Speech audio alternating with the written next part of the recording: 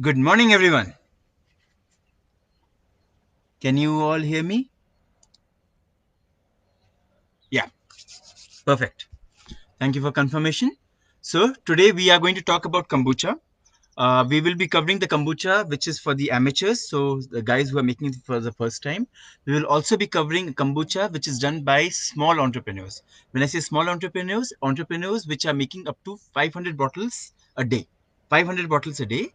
Only those guys will be covering. Anybody who's trying to make more than 500 bottles a day, we would recommend that rather than going for a manual and a simpler process, they are much better going for an automated process. Just write in the comment section if my voice is not audible or you have any questions to be there.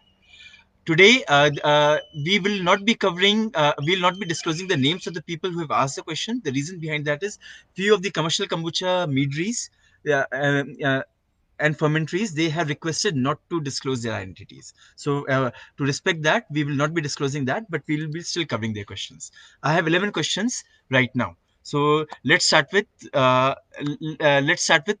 my Scooby healthy? There are worms and mold in my Scooby. Right. So let's break it down. Right. How do you know whether your kombucha is good and it is fit for consumption? So the first thing that you have to do is smell it. If you see if the smell is good, pleasant, it's like it should be a pleasant apple cider vinegar kind of a smell, then you are good to go. If you see any foul smells, then it is better to talk to an expert, talk to anybody who is selling kombucha, show them your samples, ask them to confirm. Don't consume things if you believe or if you suspect that your kombucha culture is not healthy enough. That's point number one. The point number two would be, you have to look at the floating layer, which we also call the Scooby. It is called with various different names, but the floating jelly kind layer which is on top of your fermenter. Now have a look at that. It is good. Video is not clear. Okay. Kamlesh,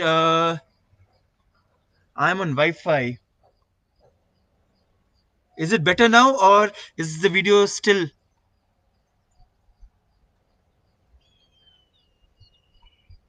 Okay, let's give it a shot for 5 more minutes. Kamlesh, just ping back if my video is still not clear.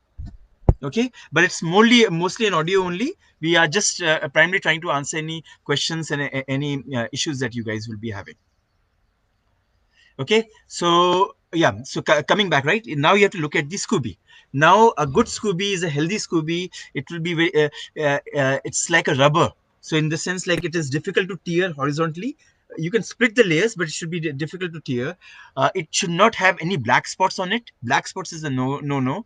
It should not have any green spots on it. Green spots is also a sign of mold. Blue spots are also signs of mold. So these three are things which you should not have. If you are making from green tea, then most likely your Scooby would be white in color. If you're using black tea, then there are chances that the Scooby would be brownish in color. But white and brown are perfectly okay. Green, blue, black, these three are not okay. Now the second part of this question was, there were worms in your Scooby. Now worms in your Scooby is a bad sign. So most of these are small. These are maggots, which the fruit flies or anything have done it. The easiest way to get rid of worms is initially you have to tear off the portion where your Scooby is infected with worms and the maggots have laid their eggs. So that portion you have to tear off. If it's too much, then it is better to go for a second kombucha Scooby, or go to anybody who has a hotel of Scoobies. Hotel of Scooby means basically more than 10, 12 Scoobies close to each other in different jars. So talk to somebody, get a new Scooby, and try to cover it with the cloth. So for the cloth, I recommend, personally, if it's a small jar up to 5 10 liters, I cover it with something which is called a handkerchief. A cotton handkerchief is a perfect example. It will filter out all the dirt. It will filter out almost almost all the insects. It will not allow it inside. If you're making for larger batches, then a net, fine net, like a chunni kind of net. But if you're taking chunni, then you have to use double things. You can use but a stronger large net with about 120 microns or less. 120 micron is the size of the net or less. So that kind of a net, if you put in, that would be good enough for you. If that is also not available, then you can use any cotton, any large size cotton cloth, and you can tie it on top of it. Don't seal it, because if you seal it, then your Scooby will not have access to the oxygen. If it does not have access to the oxygen, you're not making kombucha, you will be making booch or whatever. It will be slightly alcoholic drink. So that's the question. If there's any more, please write in a comment. I will be happy to cover that. So this question is covered. Next question is kombucha good for diabetic patients? Yes, there are a few questions for the professional brewers as well, but I'm trying to cover the questions for the amateur brewers first, and then we'll get into more advanced topics for the benefit of everyone. And you can type in the questions, and we'll be covering it. So the next question is kombucha good for diabetic patients? Now, if you have used a triple scale hydrometer, and I'll strongly recommend that you use a triple scale hydrometer, that will allow you to measure the sugar level, the residual sugar level after the kombucha is fermented out. So when we start, your kombucha should be about 6% sugar, which is 60 grams of sugar in 1 kg or 1 liter of kombucha. And as it ferments out, it goes down. Typically, the American kombucha is 1 brix or less. Indian kombucha that I have sampled in the market, they are between two bricks and 2 to 1 bricks. That's the range that most of the kombuchas are. You can dry it as much as possible. So when you dry it out, it does not have any sugar left. Now you have to compare with other things. You have to compare with alcohol. So whether you're talking of breezers, you're talking of wines, or you're talking of beer. Most of the doctors, if you're diabetic, they would be recommending you to limit your alcohol intake, because alcohol overloads your liver. Your liver is already overloaded because your diabetic insulin and everything is not being produced properly, and you further overload it. So that is one. Kamlesh, I have taken your question. I will be covering that after this. Thank you, Kamlesh. Yeah. So, okay, coming back, right? So your liver gets overloaded with alcohol. Kombucha does not have any alcohol, or when we are talking about, it's less than 0.5% alcohol, which is the last alcohol which we create to after bottling. Some more fermentation is happening. So it has negligible amount of alcohol. One, the residual sugar is 2%. Now you compare it with Coca-Colas and Pepsis and all this even the packaged juices and soft drinks. Packaged juices typically have about 10% or higher sugar levels. So 1 liter Tetra Pak of packaged juice will have close to about 100 to 120 grams of sugar inside that. That's a lot of sugar for a diabetic patient, by the way. Yeah, uh, but when you compare it with the kombucha, packaged kombucha, A, it tastes good. B, it helps you in alcohol de-addiction, so which is also good. And most of the diabetic patients, the doctors have recommended them to limit their alcohol intake and the residual sugar levels, and that you can measure with the triple scale hydrometer. So you would find that the residual sugar levels should be between 1 to 2 brix. The lower if you go, it will become more sour. If you like the sour taste, which is the American taste, then good to go. Otherwise, you can go for a little bit pleasant sweet, but you are still talking of 1 to 2% bricks, which is far less than any fruit juice, any packaged juice that you'll be getting. In fact, your charge will also contain that much amount of lactose in it. So that's the question. Now let me take Kamlesh's questions, and then I'll go back to the original questions, because Kamlesh, I have two questions. So I'm taking your last question first. How long and how many times the original mother Scooby can be used? Well, Kamlesh, the Scooby that I'm using, and Aristam also sells that Scooby, the culture was procured about 10 years ago. So 10 years ago, almost, and we make close to about 50 batches a year. So it is about 500 batches old. So if you know, thank you, Basil. Yeah.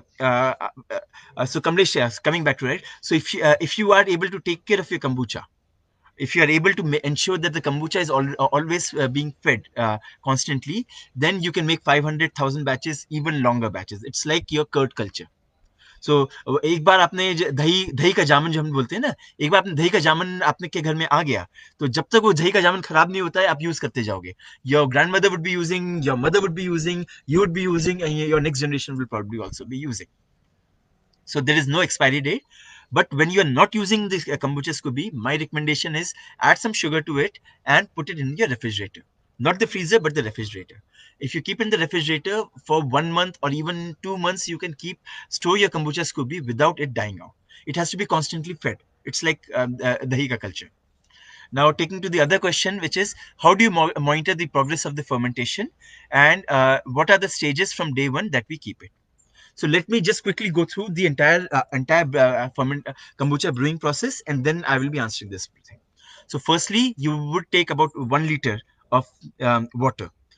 If you don't have a measuring cylinder, you can use a weighing cylinder. 1 liter will weigh 1 kg. So you take 1 kg, you add 60 grams of sugar inside that. So that is 6% sugar, and you boil the whole thing. See, sugar, you can, instead of sugar, you can use jaggery, you can use malt, whatever suits you. You can, some people for making jun, they have also used honey.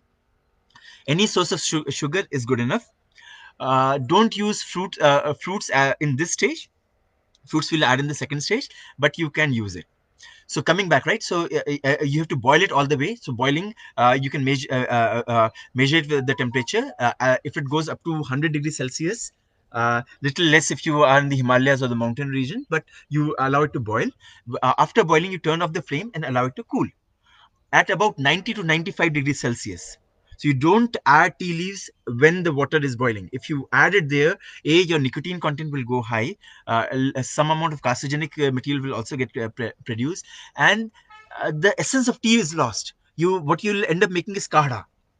Right, वो जो ईरानी चाय जो होती है ना, बिल्कुल पका पका के रोड साइड के ठेले में होती है, you'll end up having those kinds of taste which you do not want. You want a more elegant, more softer taste in there. So you allow it to cool it down to 95 degrees or 90 degrees, and then you add in your tea leaves. About 3 to 4 grams of tea leaves per kg or per liter of kombucha is good enough. 3 to 4 grams. I prefer green leaves. If you are using if you're using black tea leaves, then my recommendation is initially add at least 50% green tea leaves, and rest would be any other tea leaves. So you can have black tea, you can have herbal teas, you can have a lot of these flower teas are available. Even coffee, some people have also made coffee kombucha. So that much you have done, but at least half of it you make it green tea, because green tea is good for a healthy kombucha culture. So you will maintain that, and after that, you allow it to cool it to 30 degrees, 30. Your body temperature is 38 degrees Celsius, 98 degree Fahrenheit. So 38 degrees Celsius. So if you bring it to your temperature of your skin, once you bring it to that temperature of your skin, then you filter it out. So because, so that you don't want the tea leaves to be coming in your main kombucha vessel, you transfer it to your kombucha vessel, and in the kombucha vessel you will introduce your scooby and a little bit of liquid, whatever is remaining from the previous batch. You add a little bit of it. About 50 to 100 ml would be ideal for a 1 liter batch of the previous thing, and you cover it with the cloth, and you seal it, and you keep it aside. Now coming to how do you monitor the progress? After 3-4 days, you can start tasting it. And when you believe that your sourness, because it starts becoming sour, you're making cider, so as the sourness is of the level that you like, then you can start consuming it as well. And when you consume it, you can top it up with a little bit more fresh tea, so that the process goes on.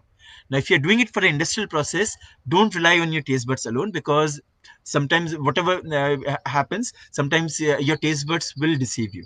So it is better to use some more scientific methods. So for that, we use triple scale hydrometer, or a brix, BRIX, brix hydrometer.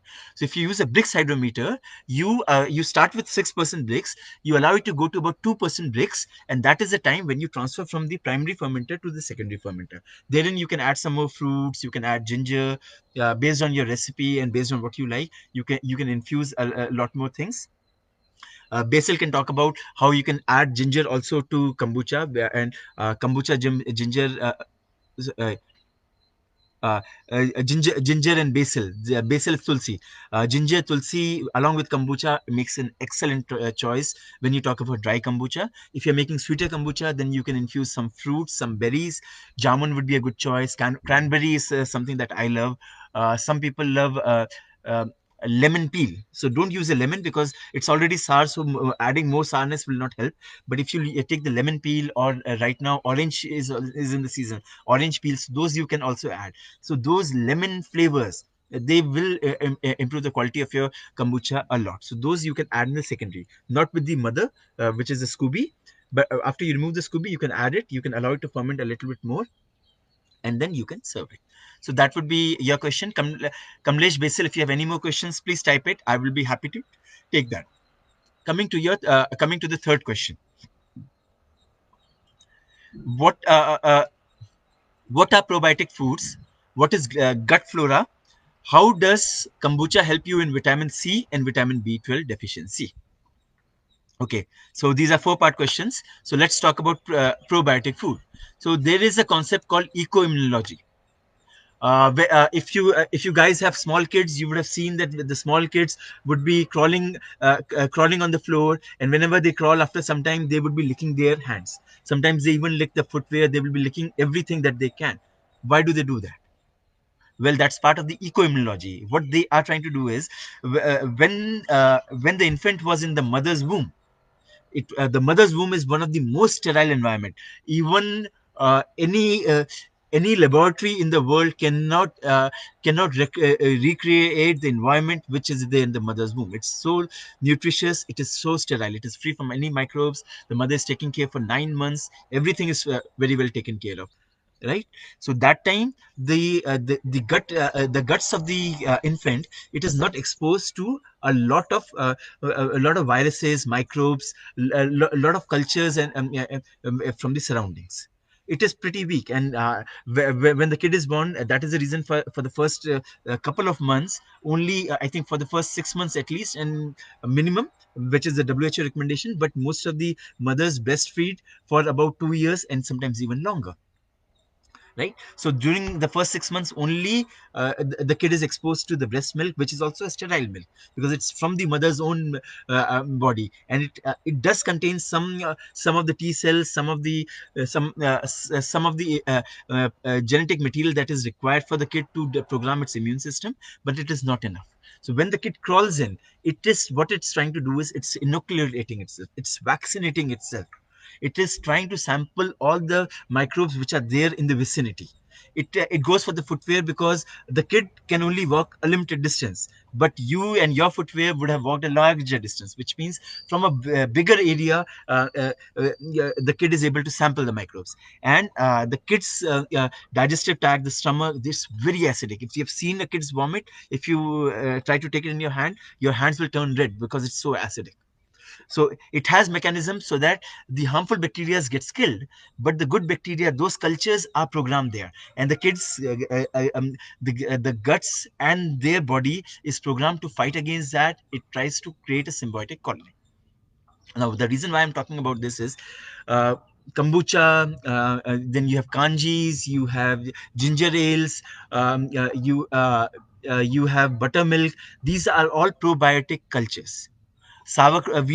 Last week we talked about sauerkrauts, we talked about hot fermented chilies. All these are probiotic cultures. They are made from the lacto fermentations of whatever microbes are there in the nature.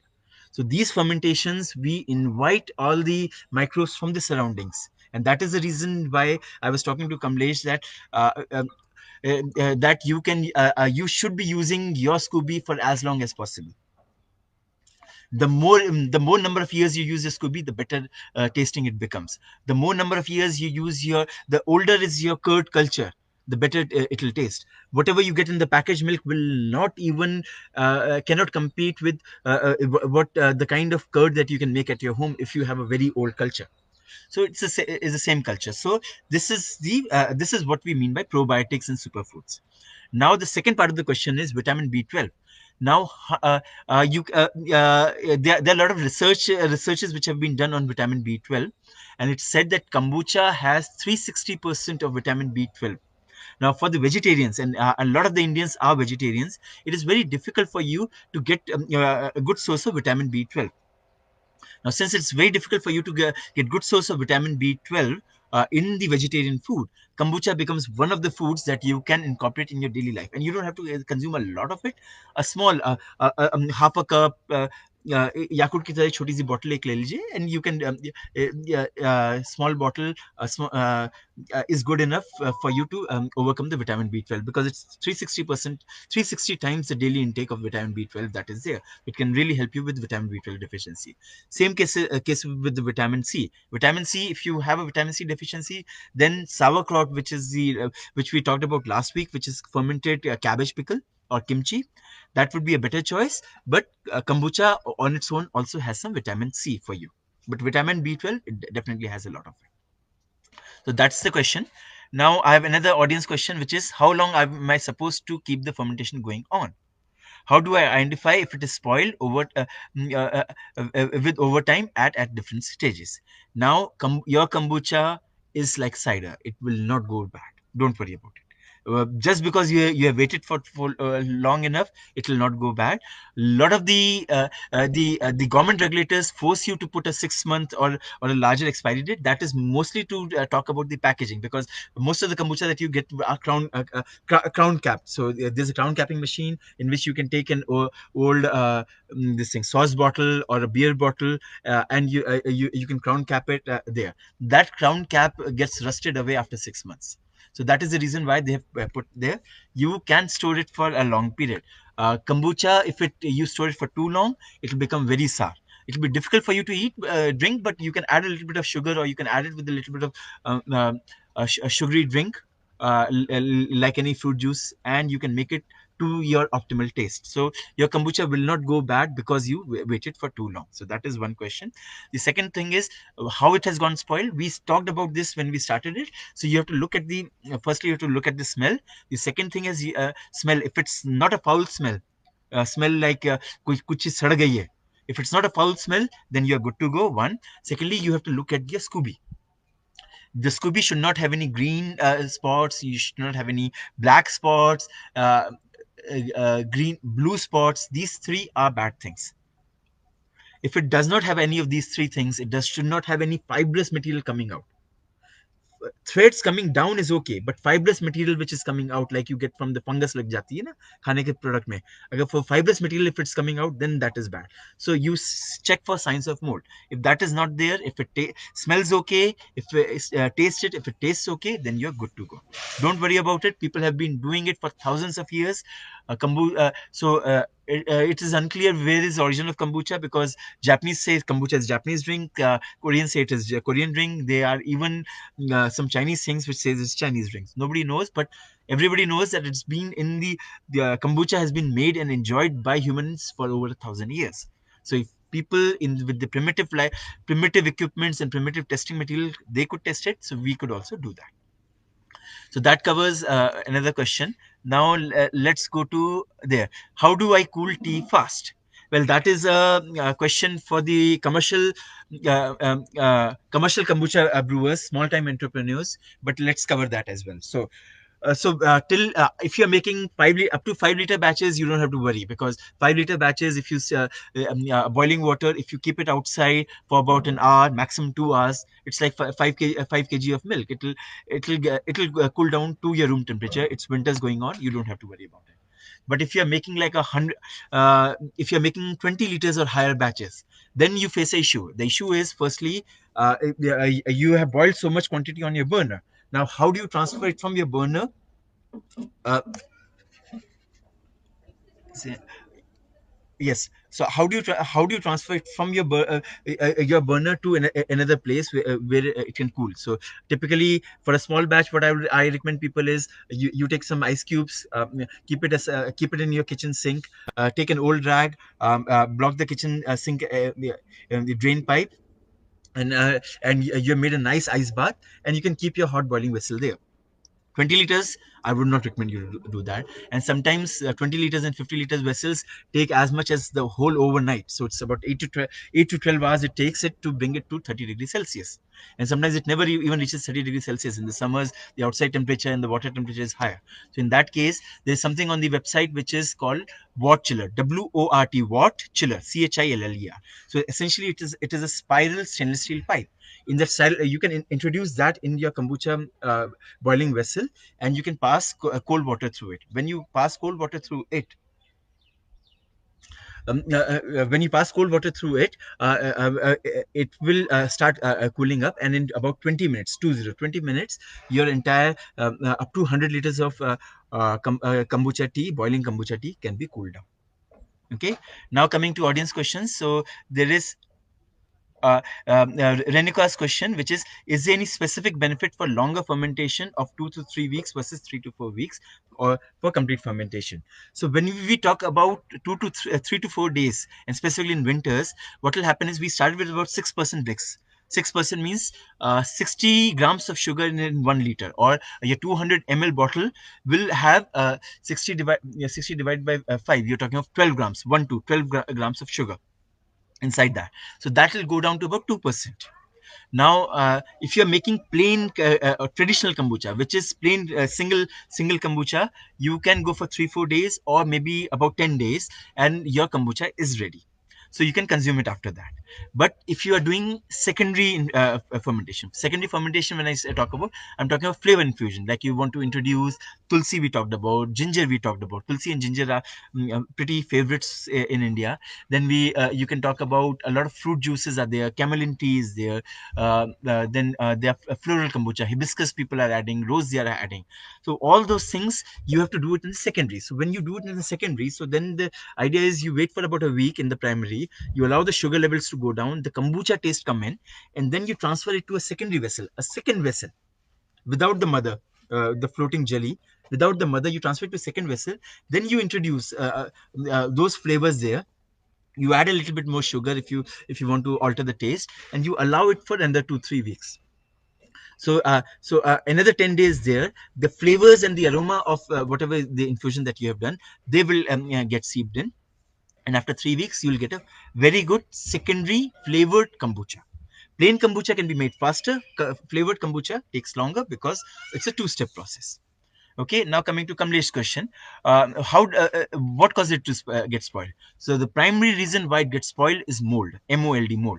If you have seen old curd, right? The curd also tries to sometimes gets black spots, green spots, blue spots. So that's a mold that is there. If you have made idli batter is also probiotic fermentation that we do.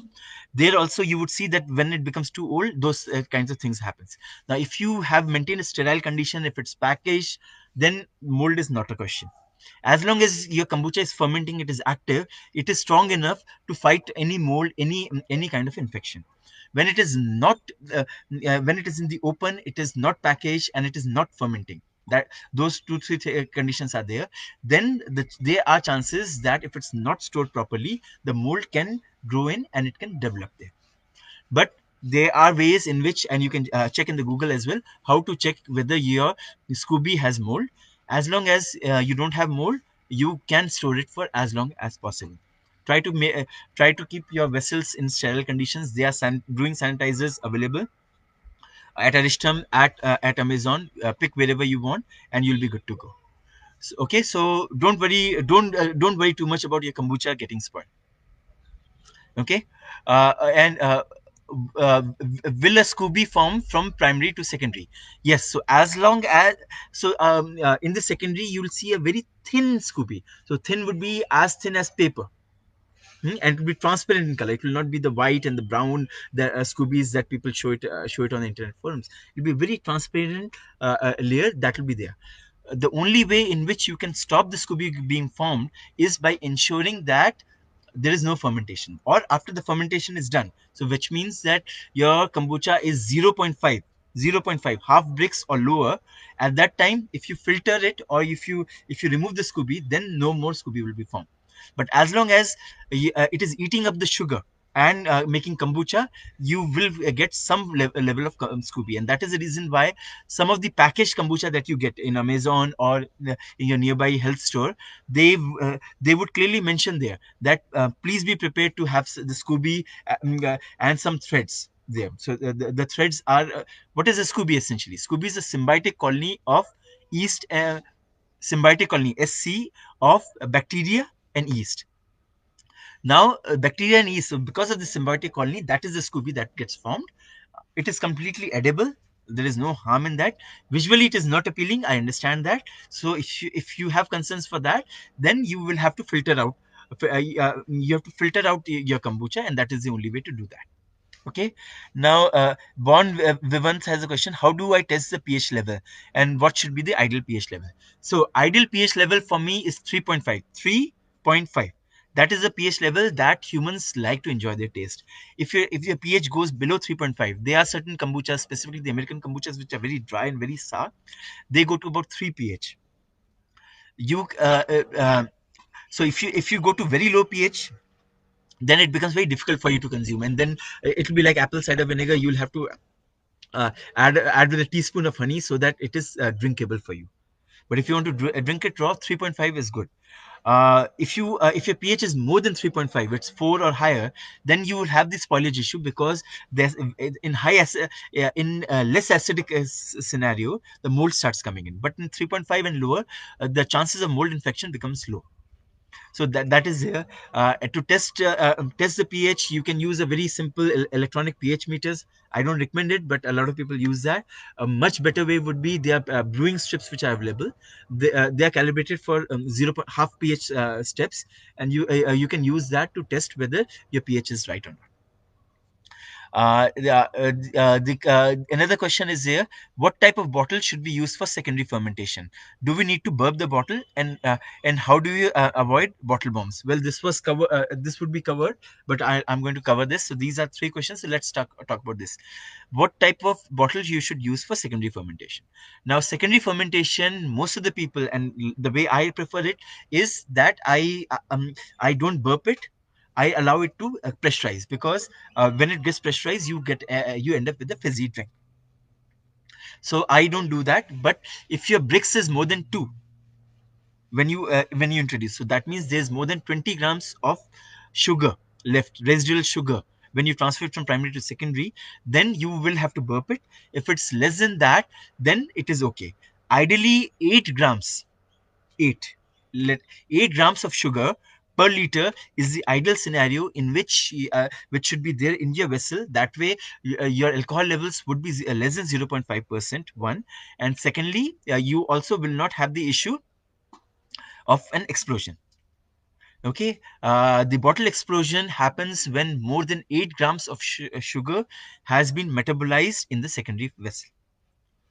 So if you have more than 8 grams of sugar, it is recommended that every day you should burp it. Burp is nothing. You unscrew the cap, allow the build up CO2 to pass away, and then you'll close it back.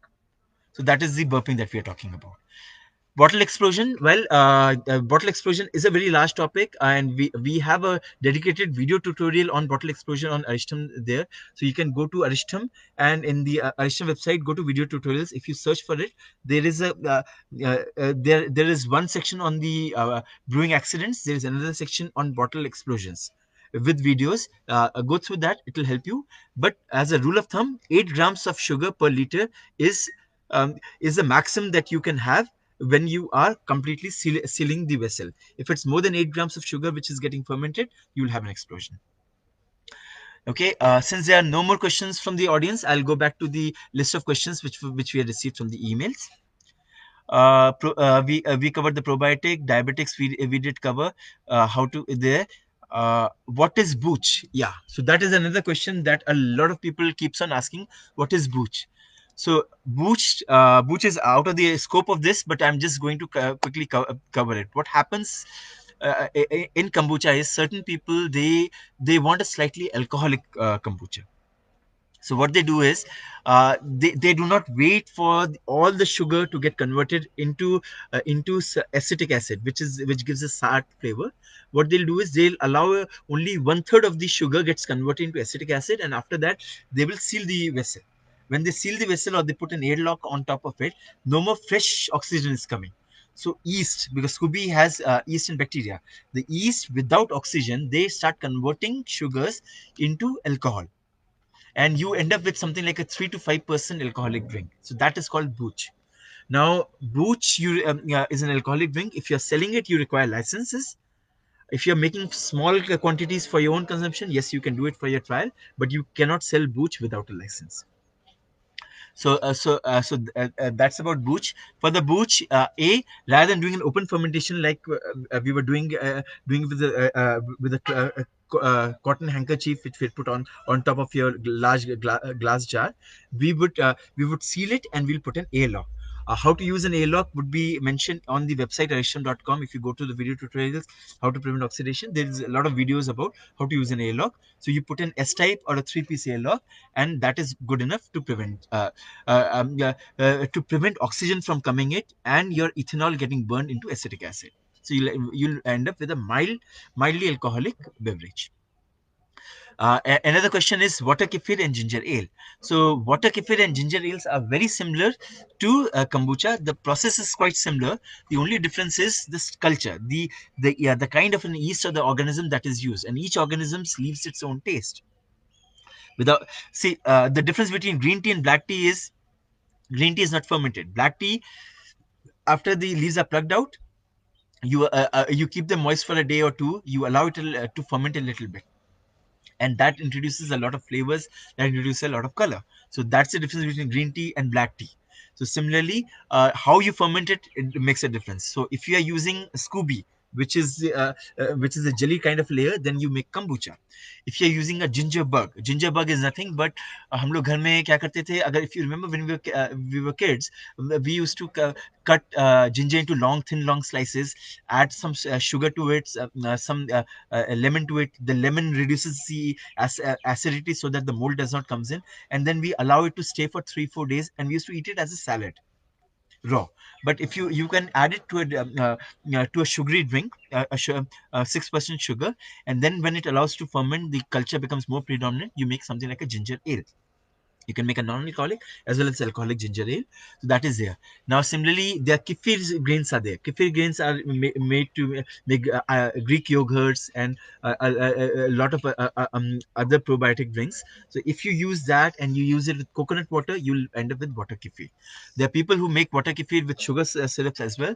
I would not recommend you because it is not that nutritious for you, because coconut water is the most nutritious thing. It has a very good pH osmotic balance. It has a lot of minerals in it. It has a lot of vitamins in it. So it's a very healthy drink to start with. And on top of it, you added kefir grains, which will make it a lot more probiotic and lot less caloric, because if you drink too much of coconut water, your tummy will start growing. It's full of calories.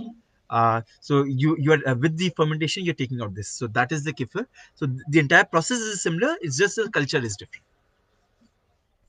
So that's the question. The next question is, do I need to invest in a packaging line? Well, so we started, this is the first question when we started with. So when you start with uh, at home, you don't require it. Till up to about 500 bottles, as much as a 500 square feet, which is a little bit like a 1.5 bedroom size. So that much space is good enough for you to do the fermentation, bottling, whatever is required. You can even open up a small cafe kind of a thing when people can have and either take the fresh kombucha home, or they can consume it as part of your restaurant. So till about 500 bottles, you do not require to invest in a packaging line. But if you are making more than 500 bottles every day, then it is better to invest into a packaging line, wherein your entire process of washing the bottles, sanitizing the bottles, packaging it, sealing it, labeling it, all this becomes automated, and it saves cost for you. It is scalable for you. Starts But as entrepreneurs, and there's a lot of topics, there's a lot of food entrepreneurs topics on the Aristam website also. You can go through them. My recommendation is, uh, always go small, try to scale up as fast as possible, and once you start scaling up, once you have created enough market, because marketing is most important. Most of the people, your neighbors, half of your neighbors may not be even knowing what kombucha is until you introduce them. So if you create a market for you, then it is easy for you to invest into a packaging line. But you have created a packaging line and the market is not there, because a typical packaging line, the smallest packaging line, assembly line, would spit out about 1,000 bottles a day, 100 bottles an hour. That's the smallest, lowest cost packaging line that you'll have. So you need to be able to sell about 100 bottles an hour. If you don't have to, then that's a dead investment. Mechanical processes are simple. Once you, as long as you're selling it, it's okay. And once you're not doing it, you can still stack it for aside. You can use it for your different home brewing purposes, different things. It's not so much of an investment. But packaging line means you have a license and everything is to be taken. So that is what we're talking about. If you have any more questions, just type in. What are the regulatory requirements? Yes, this is a very important thing. Now, kombucha comes under FSSAI license. So that is the food and security license that is there. So if you are selling packaged kombucha, then you need to have an FSSAI license. One. Secondly, you need to create a batch number. Your each kombucha needs to have a batch number, and at least few of the batches, not all, at least few of the batches needs to be tested in a FSSAI certified laboratory. You need to test for uh, uh, um, uh, there are a set of guidelines which are there, but you at least need to test for salmonella. You need to test for any infection, harmful microbes. You need to test for alcohol levels. You any promotional material that you have mentioned there, like if you mentioned the vitamin B levels, vitamin C levels, you have mentioned that it is sugar free or low in sugar. So whatever you have mentioned, so those things needs to be certified, revalidated periodically. And depending on which state you are, whether you have a state license or the central license, the rules vary a little bit, not too much, but they do vary a little bit. So just go to FSCI website, they will have it.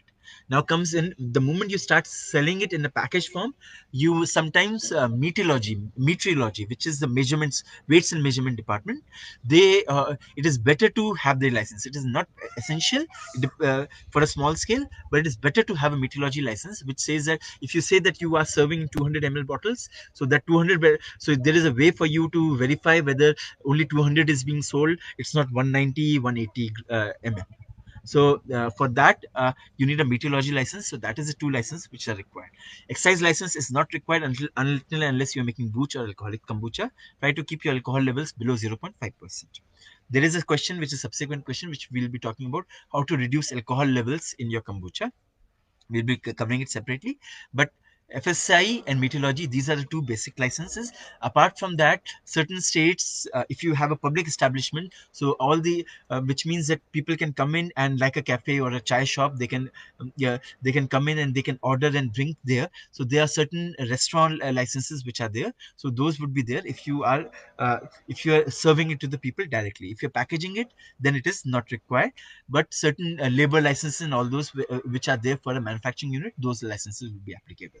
Just talk to the FSI guys. They would be more than happy, more than willing to help you with all the required licenses. GST license is definitely required if you're doing any commercial activity, so please take it. I think there is each state has a limit. I think 2 to 4 lakh, up to 2 to 4 lakhs GST is optional, but after that 2 to 4 lakhs monthly revenue, the moment you start crossing that threshold, which most of the people do, because 2 to 4 lakhs is not a large sum when you talk about kombucha, which is a very big booming market. When you talk of larger values, then you have to take GST license as well. Just talk to your talk to your CA, talk to your lawyer. They will be helping you out with whatever licenses are required. If any help you require, do help us. We don't help in the license per se, but we can help you with the documentation and everything around that. Okay. Next question is was bottle bombs, but we already wanted, we covered it. There was another question, is I want to sell it commercially. How do I do that? So my recommendation to you is start with a 5 liter jar. 5 liter jar. Very simple. Start with 5 liter jars. Try to make an array of about 10, 12 jars. Try to experiment with different flavors of it. There is a whole towards the end, I'm going to share you also a link, or it's there already in the website, which is food entrepreneurship in India, which talks about different things that a food entrepreneur should be doing in order to make a successful brand. And a lot of kombucha entrepreneurs found that article quite useful. But the gist of that is, try small, try different varieties, try to find out. And it does not mean that the kombucha that you like is the best kombucha, because your taste buds and your neighbor's taste buds and your target audience taste buds are going to be different. If you are selling to health gyms and health clubs, they will require different kind of a kombucha. They'll require something which has 0% sugar inside that. Those will be different. If you're selling to diabetics, they have a different taste and they'll have a different requirement for kombucha. If you're selling to people with keto diets people like it, because one of the drawbacks of your keto diet is the amount of protein intakes increases so much, so that leads to indigestion problems. Now, if you have a very good gut flora, which kombucha and probiotic drinks help you, then it is easier for you to consume that level of proteins. So, but the keto diet requirements would be different. So, depending on which market segment you are targeting, you need to alter it a little bit. So, try with a lot of small 3 to 5 liter jars of different varieties, different flavors. Try to find out what is it that your customers really want, and once you find that, then you go for commercial. Who cannot consume kombucha? Well, kombucha can be consumed by almost everyone, except infants less than 2 years of age, because you need some special certification if you are selling anything for infants less than 2 years of age. So those you can definitely not sell to. Pregnant women can definitely should consume kombucha. It is one of the problems of pregnancy is that a lot of gastric problems starts coming in. The reason is your food intake increases up. One, secondly, your stomach acidity goes higher, so your stomach is a lot more acidic, so that leads to a lot of imbalances. Uh, these two things, and the third thing is a lot of hormonal and enzyme changes happens in your body, so because of which your digestive system is overloaded. So any digestive food like probiotics should be consumed by pregnant women, but you should consult to a doctor. um, uh, uh, Anybody on keto diet should definitely consume there, which we talked about 5 minutes ago, because there's a protein indigestion and gastric problems that is common in anybody on a long term keto diet. So kombucha helps that. Yeah, if you are diabetic, then it is a boon for you. Doctors anyways recommend you apple cider vinegar, but apple cider vinegar is too expensive. This kombucha costs you almost nothing. It's 4 grams of tea, 60 grams of sugar, and you make 1 liter of kombucha. 1 liter of kombucha, if you're consuming like 50 ml a day, that's a good 3 weeks of kombucha for you.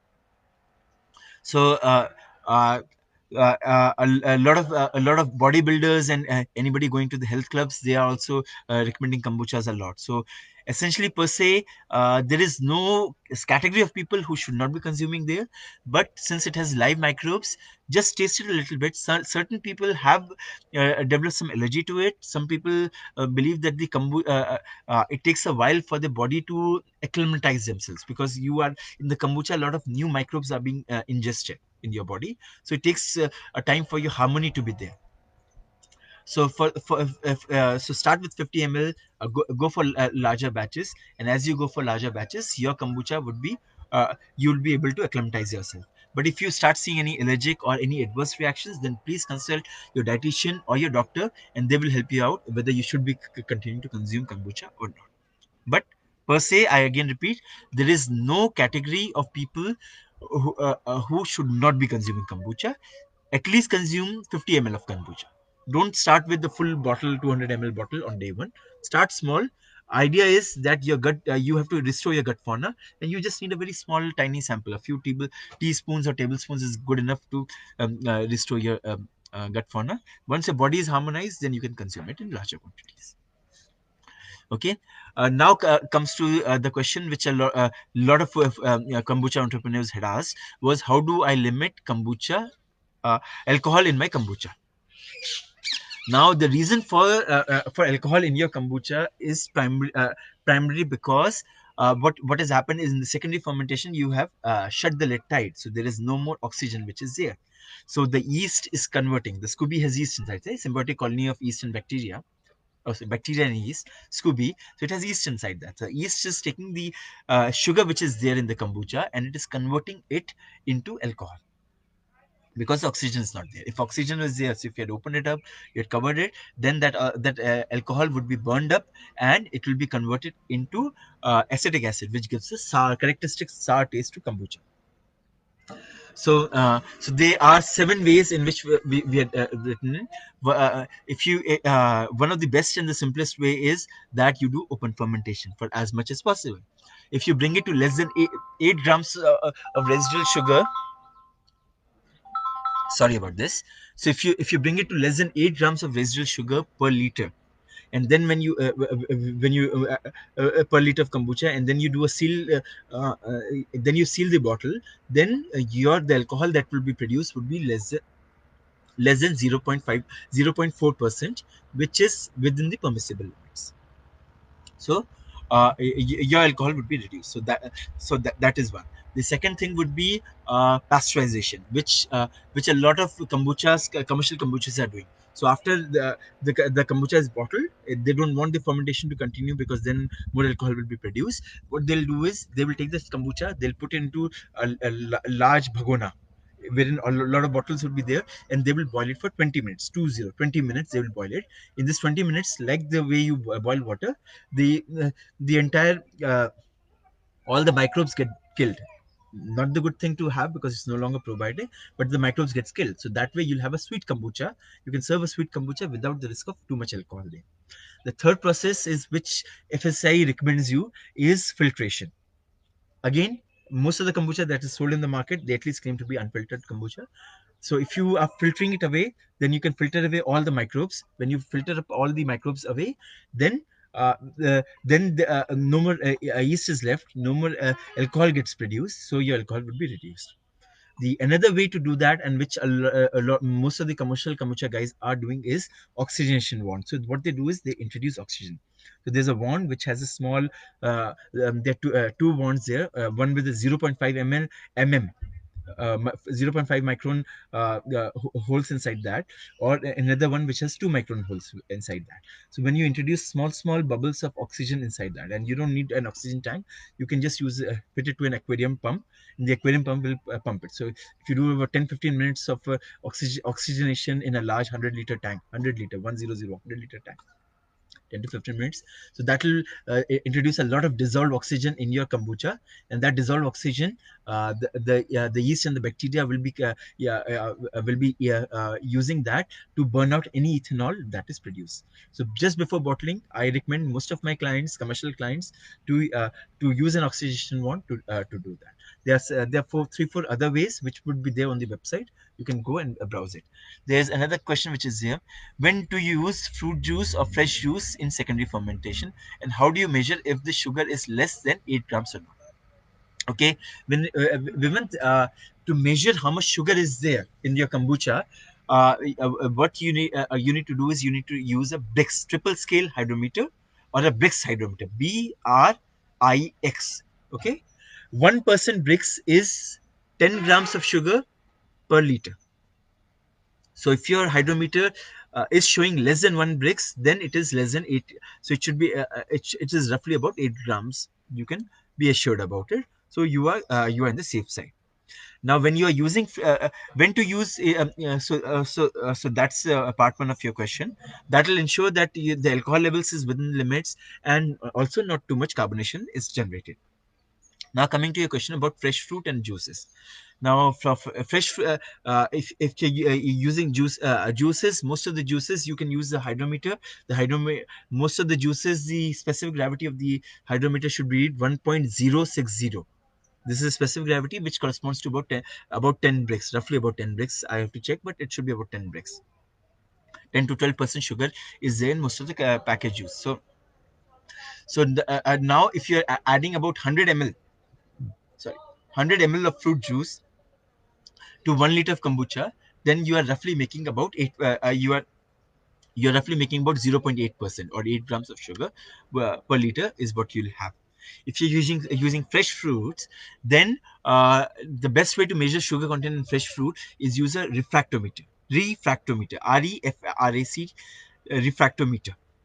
So you add 1 drop of the fresh fruit juice there. Fresh fruit, only 1 drop is there. And when you look at in the eyepiece, I have not brought it unfortunately there, but the details of it would be mentioned in the website.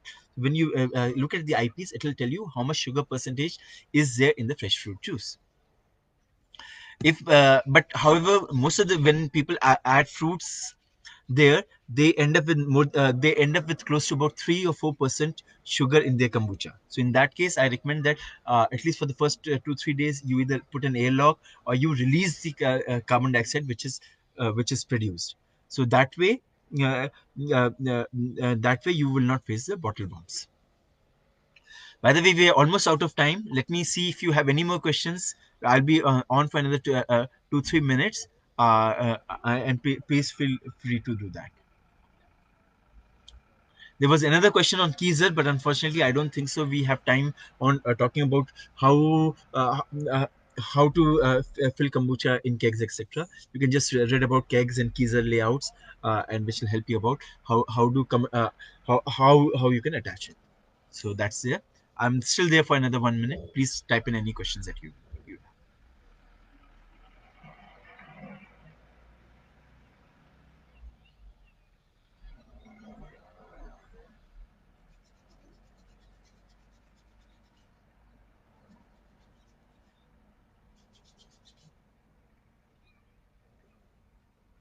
Thank you very much for your time. I hope this session was useful. Please email us or send in the comments your feedback about this session. We plan to conduct kombucha session every month, if not every month, at least every alternate month. There will be a repeat of this session. Uh, Aruma, I will be covering yours. Just give me a minute, right? So we will be we plan to have a repeat of this session. Just email us your questions, and we will incorporate you in the next session as well. So Aruma's question is, how do you filter kombucha? Well, it depends upon what level of filtration you are seeking for. If you want to make an unfiltered kombucha, then you have to pass it through a 100 micron, 100 micron mesh or larger. That will ensure that the jelly, the small jelly that is created, some threads are there, those kinds of unpleasant articles are removed. Mm. But your kombucha is still called unfiltered kombucha, because 100 micron is a very thick micron filter. You can pass the entire fruit juice through it without any issues. But if you are looking for a better kombucha, filtered kombucha specifically because you had the alcohol issues, then you need to pass it through zero point 0.5 micron or less. The simplest filter that you can get through is would be your RO or AquaGuard filters. Okay, they are very commercially available. They are inexpensive. Those filters are designed to take out all the yeast away. So that would be a great kombucha filters to start with. We also have a filtration system there on our website, but that is 1 micron. 1 micron filtration system is there on the website, Aristam website. You can order that. So it depends upon how you want to do it there. I would not recommend you till you have more than 300 liters of kombucha to be filtered. Do not use a pump. It is better to use CO2 pressure. So use gravity, which means that you take the kombucha vessel on a higher, on a very height, and then you naturally allow it to pass it through a filter. That way, you don't have you don't require any pumps. If you are if that is not feasible, the other option would be you fill it inside a keg, and in one end of the keg you start passing through pressurized carbon dioxide. So with the carbon dioxide pressure, you are pumping there. If you use end up if those two do not work, you end up with the pump, which I do not recommend for anybody who is trying to make less than 200 200 liters of kombucha every day. Then the whole process is you have to sanitize the pump and the filter every day, uh, and you before use and after use. So these two activities there, that is about half an hour job to clean, dismantle, put it and assemble it again. You also, if you since we're talking about filtration, do remember you are filtration organic material, so you have to be very careful about mold which is there. So that is the reason why when your kombucha is not in use, you have to keep it into a food grade sanitizer. Food grade sanitizers are there at our Aristam website. It's under the name Brewing Sanitizers. Amazon also sells them. Pick wherever you want, but store it under Brewing Sanitizers. So that way, the mold and the microbes do not multiply there, because any organic residue that is there in your filter when it is not being used, that can attract mold. Okay, so Rima, I hope I answered your question. If I have not, just email us. Next question is, what is a good container for bottling? The best container for bottling would be your beer bottles. Okay. It is very easy for it is very easily available. You can go to any kabadi wala, he will be have it. Go to any bars. Yeah, I know not many bars are open, but bars are opening up. Go to any bars. They'll be more than happy to sell you the recycled bottles. You can recycled bottles are designed to maintain pressure. If you are selling sparkling kombucha, the kombucha which has a fizz and a pressure, you have to use vessels which are designed for that. So beer bottles would be one choice that you can use. The second choice would be swing top. So there are certain water bottles which has a metal cage lid on top of it. They are called swing top, swing, swing top bottles. So those two you can use it. Do not use milk bottles, do not use water bottles if you are making pressurized kombucha. If it's a flat kombucha, then you can definitely use them. Plastic bottles, yes, you can get those plastic bottles, which is the PET plastic bottles. Very similar to ones that are used to sell soda. Okay, those bottles can be used. Unfortunately, most of the kombucha drinkers are health conscious, and health conscious drinkers don't like to drink out of plastic bottles. But if your customers are okay with it, yes, plastic bottles is something that you can use. I hope I answer your question. Uh, um, Kaizar Patel, your question is there any recording available of this session? As I missed the part. Don't worry, Kaizar. Wait for a day. Tomorrow we would be saving the recording. We'll be posting it on YouTube. It will be posted also on Aristam website. You can access that. Sandhya, yeah, I've answered. That's exactly what we're talking about. Yes, we are recording this, and don't worry, the recording will be available. Recording of all the sessions of Aristam are available on the Aristam's YouTube channel. We are already 5 minutes over time. If you still have any more questions, please feel free to ask us. If unfortunately we missed your question, do email us. We will try our best to at least provide you a link to the question that you had asked. I hope you find this session useful. Do join us. Thank you, Kaiser, and thank you everybody else for joining this session. Thank you. Bye bye.